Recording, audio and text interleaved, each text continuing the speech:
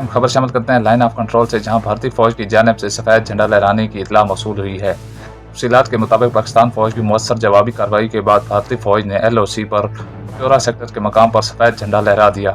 ذرائع کے مطابق یہ کارروائی بھارت کی جانب سے پاکستان کے مختلف علاقوں میں کی گئی۔ فضائی جارحیت کے بعد سامنے آئی، جس کا پاکستان نے بھرپور جواب دیا۔ پاکستانی فوج نے نہ صرف 5 بھارتی جنگی طیارے مار گرائے بلکہ دشمن کے ایک بریگیڈ ہیڈ کوارٹر کو بھی مکمل طور پر تباہ کر دیا۔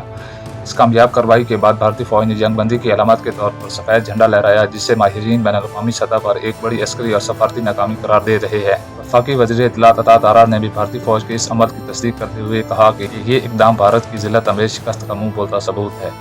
ادھر عالمی برادری نے صورتحال پر گہری تشویش کا اظہار کیا اور دونوں ممالک سے تحمل کا مظاہرہ کرنے کی اپیل کی۔